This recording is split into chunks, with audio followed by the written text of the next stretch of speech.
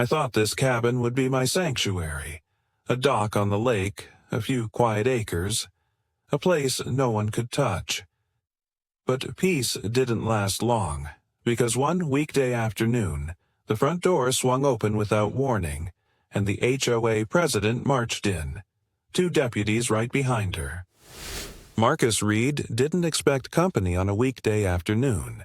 His kitchen table was a spread of county plats and highlighted shoreline ordinances, a yellow pad filled with blocky print, dock setbacks here, lighting angles there. Across from him, Daniel Whitmore, South Carolina's Attorney General, adjusted his cuff and gave a faint, knowing smile, the kind a man wears when he can feel a storm rolling in even with the windows shut. The knock hit like a hammer. 3 blows, too hard for neighborly. Marcus glanced up, steady but wary. The second round of pounding rattled the frame. Open up! Homeowners Association business. Whitmore's brows nudged together. Expecting anyone? No, Marcus said, rising. Not a soul. He crossed the short hall and cracked the door. On his stoop stood Linda Carver, Ridgeview Shores HOA president, jaw tight, binder hugged to her ribs. 2 uniformed deputies from the county sheriff's office flanked her, hands resting near their duty belts, eyes unreadable. Sun flared off the lake behind them. In the glare, Linda's smile looked carved from glass. "Mr. Reed," she said, clipped, official. "We need to discuss your ongoing violations." Marcus didn't open wider. A hand stayed on the jamb, the other easy at his side. He'd fought for this little cabin on Lake Briar Ridge, worked double shifts to pay for it straight, black man with calloused palms and a quiet plan to fish weekends and host nieces for bonfires. If this woman wanted to swing her weight here, she'd have to name her reason. "Violations," Marcus repeated, calm. A voice carried from the kitchen, measured, unmistakable. "And the basis for entering this man's home, Miss Carver?" Linda's eyes darted past Marcus. Recognition hit. The binder shifted in her arms. Daniel Whitmore was not a face you misidentified. He'd been on the evening news last week speaking on consumer protections. Seeing him at Marcus's table rearranged the balance of the porch in a heartbeat. "Attorney General Whitmore," she said, composure wobbling, then cooling. "I didn't realize." "Clearly," Whitmore said, staying seated, tone even as a level. "Since you've arrived with law enforcement to address private property violations, I'm curious what statute made this urgent." The deputies traded a brief look, the kind that says, "We didn't sign up for this particular circus." Linda recovered and snapped open her binder. Mr. Reed extended his dock beyond the permitted length, installed non-compliant lighting, and, per our architectural standards, his shoreline accessories were not approved by the board. Marcus cut in, not sharp, just firm. "Everything I changed complies with the county code. Permits are in order. Your board never answered my filings. That's why Mr. Whitmore is here, to review what I submitted and what wasn't returned." The lake sighed against the rocks below the bluff. A boat motor droned far out. The tiny sounds made the moment feel larger, like the room had taken in a held breath. Whitmore stood, smoothing his jacket, and stepped into the doorway beside Marcus. "I see plenty of neighborhood disagreements," he said, voice carrying without raising. "But when an HOA president leverages police presence to enforce preference, not law, well, that's a different conversation." Color crept into Linda's cheeks. "This isn't about preferences. It's about standards that protect property values and community safety." "Standards applied equally?" Marcus asked. "Or only to the folks you don't like looking at?" One deputy cleared his throat. The other glanced at Linda's binder like it might bite him. This wasn't the neutral doorstep call they'd expected. Whitmore gestured toward the kitchen. "You barged in this far. You might as well hear the rest. Ms. Carver, deputies, come in." Marcus stepped back just enough. The cabin was modest and warm. Knotty pine walls, a stone hearth, a table crowded with maps, printouts, and 2 coffee mugs gone cold. Whitmore tapped a form with his finger. "This," he said, "is what we're reviewing. Shoreline access and improvements in this county. Multiple homeowners, similar complaints, selective enforcement, delays, and moving goalposts. Mr. Reed isn't an outlier. He's on a list." Linda planted herself at the edge of the table, binder bristling with tabs. "If residents get approval, there are no issues." Marcus met her stare. The Johnsons down on Sycamore Point strung cafe lights across their dock like a wedding aisle. Oversized deck chairs. You congratulate them at block parties. Me? I swap out 2 lamps, add 4 feet of legal dock, and you show up with deputies. Silence hardened. The deputies shifted again, shoulders taut. Whitmore looked from Linda to the officers. "Let me be plain. Property rights in South Carolina aren't guided by personal taste. If the county approved plans and the homeowner complied, your board's silence isn't grounds to summon a badge. Deputies, I respect your roles. But be mindful how quickly a civil dispute becomes intimidation when uniforms enter a private threshold without a warrant or probable cause." One of the deputies, older, with a sun-creased eye, spoke first. "Sir, we were told there'd been escalation." "By whom?" Whitmore asked. The man's gaze slid to Linda. Her binder inched closer to her chest. "I acted to prevent disorder." "In a fisherman's kitchen," Marcus said, a humorless puff of air passing for a laugh. "Disorder." Whitmore's tone didn't change. It didn't need to. "Miss Carver, if you're enforcing rules, you'll have records, acknowledgments, denials, timelines. What you don't have is authority to amplify your preferences with police muscle when the law doesn't back you. That's where I step in." Linda's mouth opened, then shut. Her grip whitened at the edges. From outside, footsteps whispered on gravel. Neighbors slowing to gawk from the shoulder, faces tipped toward the cabin like flowers turning to light. Word traveled, always did, faster than postings, faster than truth. Marcus didn't gloat. He stood beside the table he'd turned into a war room and let the weight of the moment settle. He hadn't wanted a fight, never had. He was a man who kept receipts, not grudges. But he knew what it felt like when rules got bent into sticks. "You came to corner me," he said to Linda. "Not loud, not cruel. And you walked into something you weren't ready for." Her lips trembled into a brittle line. For years she'd ruled with a gavel and a glare, counting on people to fold rather than fuss. This wasn't folding. And the presence across the table, state seal gleaming on a lapel pin, turned every word she hadn't said into a risk she couldn't weigh fast enough. Whitmore rested his palm on the stack of forms. "This isn't over. We'll be requesting the HOA's correspondence logs, approval records, and any fines levied in the last 5 years. We'll also be speaking to residents who've filed similar complaints." Linda blinked twice, fighting for air. "You can't—" "I can," he said, not unkind. "And I will." The deputies backed a half-step toward the door, suddenly eager to be anywhere else. Linda closed her binder with a papery snap, swallowed, and walked out without another word. Sun flared again as the trio crossed the threshold. Their silhouettes shrank across the porch and down the steps. Inside, the cabin eased into a softer quiet. The lake's small voice returned. Marcus let out a breath he hadn't noticed he'd been holding and looked at Whitmore. "I bought this place to sit still," he said.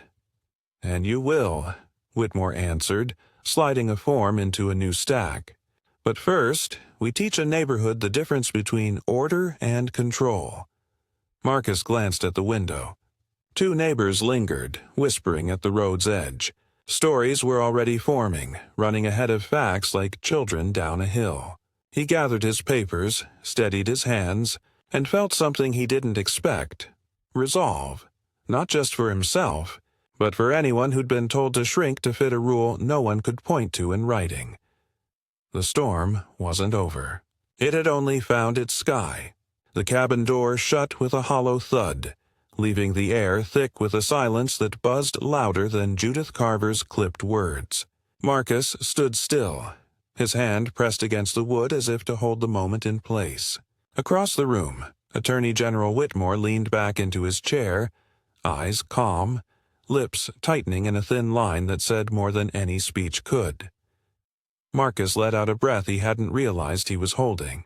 "She won't stop here," he muttered. Whitmore tapped the edge of the legal pad in front of him. "No, people like her rarely retreat. They regroup." Marcus crossed to the window, lifting the curtain just enough to peer outside. Sure enough, Linda Carver was standing stiff-backed by the road, binder hugged to her chest like a shield, her jaw set hard enough to crack.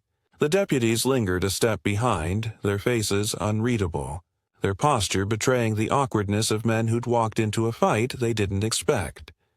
When their cruiser finally pulled away, Marcus felt his pulse slow. But unease remained. She wasn't humiliated. She was planning. The days that followed proved him right. 3 mornings later, Marcus opened his mailbox to find an envelope with no return address. Inside was a single page, neatly typed, "Notice of Violation. Unauthorized dock extension. Fine, 750s. Immediate compliance required." He laughed at first, a dry, bitter sound that carried no humor. He'd filed every permit with the county. The dock met every code. But he also remembered the Carson story, how they'd paid a fine they didn't owe just to keep Linda Carver from knocking again. He crushed the notice in his fist and tossed it in the trash. "Not me," he muttered. "Not this time." That evening, as the sun bled into the lake, Marcus spotted headlights slowing at the edge of his driveway. A dark pickup. 2 men inside. They didn't wave, didn't smile. Just sat for a moment, staring at his cabin before rolling on. By morning, fresh tire tracks carved across the soft dirt near his dock. A wide arc, deliberate, stopping just short of the pilings. Marcus knelt beside them, tracing the grooves with his calloused fingers. This wasn't random. This was a message. He gathered his papers, every permit, every approval letter, and drove into town. At the sheriff's office, Deputy Collins leafed through the folder slowly, nodding as he went. "Everything looks clean," Collins said finally. "County zoning's solid. HOA's got no teeth out there. So what happens if she keeps sending these fake fines?" Marcus asked. The deputy shrugged, leaning back in his chair. "Document it. If it escalates, property damage, threats, then we'll act. But for now, it's just a neighbor dispute." Marcus's jaw tightened. Neighbor dispute. Easy words to say when you weren't the one being circled like prey. That weekend, Marcus decided to try a different tack. He hauled out the grill, stacked a cooler with drinks, and invited neighbors over. Nothing fancy. Burgers, potato salad, pie. A chance to remind people that he wasn't the villain Linda painted him to be. A few came. The Rileys arrived with coleslaw, Mrs. Hammond brought cobbler, and for a while the evening felt almost normal. Kids ran barefoot through the grass, laughter spilling into the warm dusk air. Marcus stood at the grill, tongs in hand, the smell of smoke and sizzling meat curling into the sky.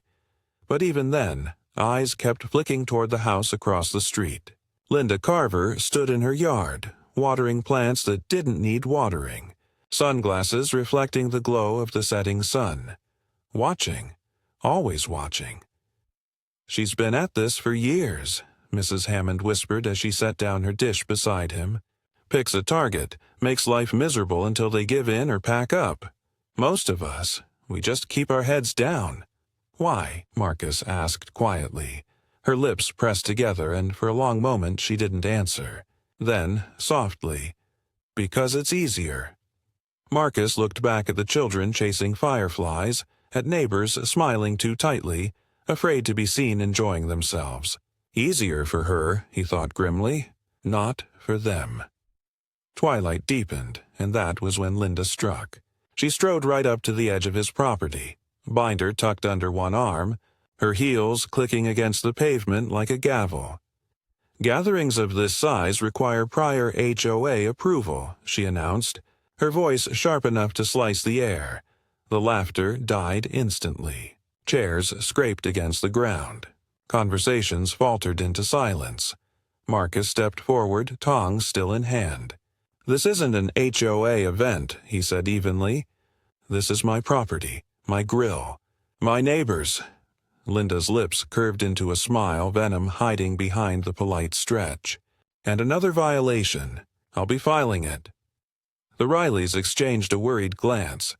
Mrs. Hammond muttered something about getting home before dark. One by one, the guests drifted away, their goodbyes awkward and hurried, until the yard was empty save for Marcus and the smoking grill. Linda lingered at the fence line, her sunglasses catching the glow of dying embers. She didn't speak. She didn't have to. The smirk on her face said everything. Marcus shut the grill with a heavy clang, his chest tight with fury. This wasn't about permits or bylaws anymore. It was about control. He turned, staring across the empty lawn, fists clenching at his sides. "This is war," he whispered to himself. The days after the ruined cookout blurred together into a haze of unease. Marcus barely slept, his ears tuned to every creak of the cabin, every crunch of gravel on the drive. He told himself not to give weight to Linda Carver's threats, but silence from someone like her wasn't peace. It was calculation. 3 mornings later, he found the barn door ajar. Marcus was certain he had locked it. Inside, his stomach dropped. A sack of feed had been slashed open, grain spilling across the floor like a flood of sand. Tools were scattered, one shovel bent clean at the handle as though someone had stomped on it. The sight filled him with a heat that burned all the way into his fingertips. This wasn't harassment anymore. This was sabotage. He stormed across the road and hammered on Linda's door. The sound echoed through the quiet street, drawing curtains back, neighbors peeking out like shadows behind glass. Linda opened the door slowly, leaning against the frame with that same smirk that had become her signature. "Can I help you?" she asked, her voice syrupy sweet but sharp enough to cut. "You stay off my land," Marcus growled. "You, or anyone you've got working for you. Step foot on my property again, and I'll have the sheriff here before you can blink." Linda tilted her head, feigning innocence. "Such hostility. I'd hate for the community to think you're dangerous." Marcus leaned closer, lowering his voice so only she could hear. "The community already knows who's dangerous." For the first time, her smile wavered. Just a flicker. Then the door shut with a snap, leaving Marcus staring at his own reflection in the glass. He turned back toward his barn, fists trembling at his sides.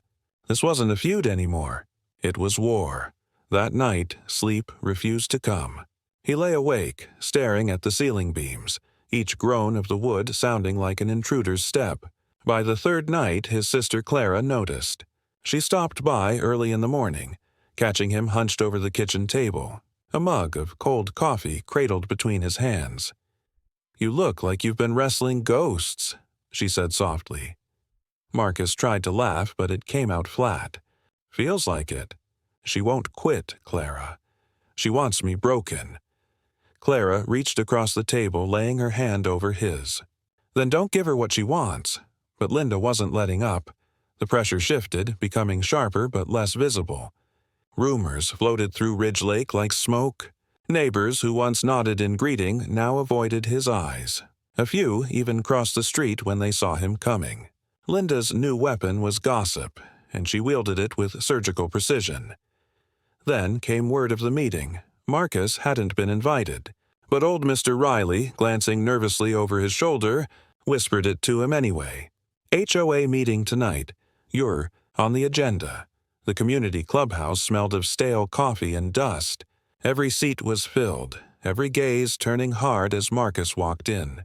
And at the front, perched like a queen on her throne, sat Linda Carver, clipboard poised, smile cold. She tapped the microphone once, her voice ringing sharp. "Neighbors, we are here to discuss threats to our property values. Threats to our way of life. It begins with those who refuse to respect our community standards." She never said his name. She didn't have to. Heads turned toward Marcus. Whispers fluttered like dry leaves across the room.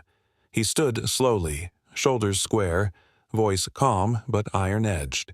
"My land isn't under your jurisdiction." The county confirmed it. "You know that." Linda's grin widened like a trap snapping shut. "Jurisdiction doesn't matter when one man's choices drag us all down." "This is about respect." Marcus barked a bitter laugh. "Respect? You broke into my barn. You destroyed my tools. That's not respect. That's criminal." Gasps rippled through the crowd. Some neighbors stared at the floor, others darted glances between Linda and Marcus. But Linda didn't flinch. "Baseless accusations," she said smoothly. "And slander has consequences." That was the moment Marcus understood. She didn't just want compliance. She wanted humiliation. She wanted him crushed in front of everyone. He didn't give her the satisfaction of shouting.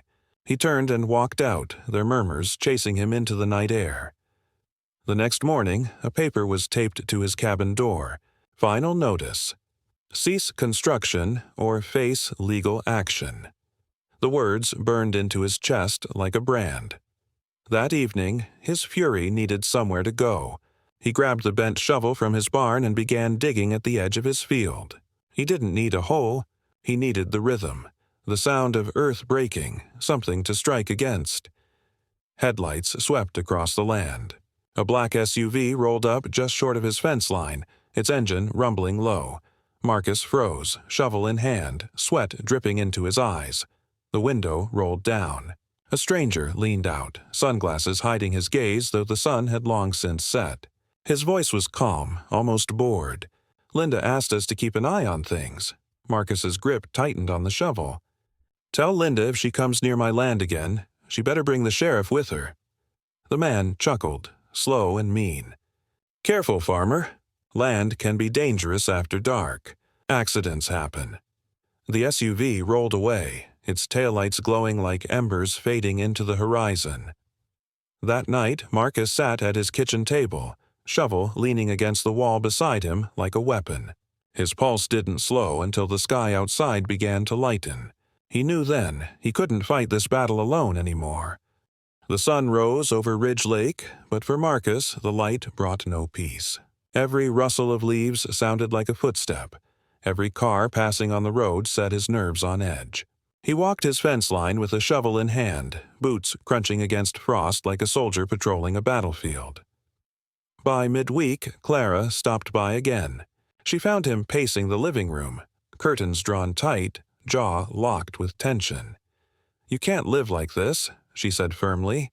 "You're letting her win." Marcus spun around, anger sparking before he could stop it. "I'm not letting her anything. But I can't keep looking over my shoulder forever." Clara didn't back down. "Then stop being alone. Bring the neighbors in. She can't isolate you if you refuse to be isolated." Her words hung heavy in the air. Marcus thought of the HOA meeting, of how quickly people turned their eyes away, unwilling to stand with him. But he also remembered the flicker of guilt in some of their expressions, the way old Mr. Riley had warned him about the meeting in the first place. Maybe, just maybe, there were still allies to be found. That evening, he tried. He walked next door to Mrs. Hall's house. She opened the door cautiously, flour dusting her apron, eyes darting past him toward the street. "She's been telling people you're dangerous," Mrs. Hall whispered before Marcus could even speak. "That you threatened her. That you've lost control." Marcus clenched his jaw. "And do you believe that?" Tears welled in her eyes. "No, but others might. And if enough people believe it, that's all it takes." He knocked on more doors that night. Some shut quickly. Others cracked just enough to show wary eyes. But a few neighbors actually listened. Mr. Riley gave a slow nod, his weathered face unreadable but his words firm. "You're not crazy. I've seen her watching your fence at night." The Parkers shuffled awkwardly, then admitted they'd spotted Linda pacing along his property line, scribbling on her clipboard even after dark. Piece by piece, threads began to pull together. Not victory, not yet, but enough to show Marcus that silence wasn't universal. 2 nights later, the storm finally broke. Marcus was half asleep when the alarm from his barn shrieked through the night. His heart slammed in his chest as he bolted upright. He pulled on boots, grabbed his flashlight, and sprinted across the yard, its beam cutting sharp lines through the dark. The barn door was swinging wide, groaning on its hinges. Inside, the sharp chemical sting of gasoline filled the air. Marcus froze. His lungs burned with the fumes. A red fuel can lay tipped on its side, a rag half-soaked beside it, shoved near a stack of lumber he'd been saving. One spark, one flick of a match, and everything he had built would have gone up in flames. He staggered back, chest heaving, and then he saw her. Linda Carver stood at the fence line, sunglasses gleaming even in the dark, flanked by two men in polo shirts. She didn't run. She didn't even flinch. She only smiled, slow, venomous, as though she'd already won. "You're insane," Marcus shouted, his voice cracking with fury. "You could have burned the whole place down." She tilted her head, her voice calm, mocking. "Accidents happen." Marcus raised the flashlight, its beam slicing across her face. "You're finished, Linda. I've got proof now." Her smile faltered for just a heartbeat before snapping back into place. She leaned closer to the fence, her voice cold. "You think anyone will take your word over mine? You're a drifter, a loner. I am the community." Marcus's hand shook on the flashlight, rage mixing with disbelief. For the first time, he realized she wasn't just playing games. She was ready for war. Behind him, Clara's voice cracked through the night. "The sheriff's on the way." He hadn't even noticed her phone in her hand. But the wail of sirens was already rising, red and blue lights flickering against the trees in the distance. The two men flanking Linda shifted nervously, their bravado thinning. Linda stepped back, her face unreadable. "This isn't over," she hissed. Then she and her shadows slipped into a waiting SUV, the engine roaring as it tore down the road into the dark. Marcus stood frozen in the yard, chest heaving, knuckles white around the flashlight. The barn loomed behind him, heavy with the stench of gasoline. Clara rushed to his side, clutching his arm. "We're not safe," she whispered. Marcus set his jaw, voice low but steady. "No, but she made her mistake tonight. She showed her hand, and I'm not going to let her burn us down."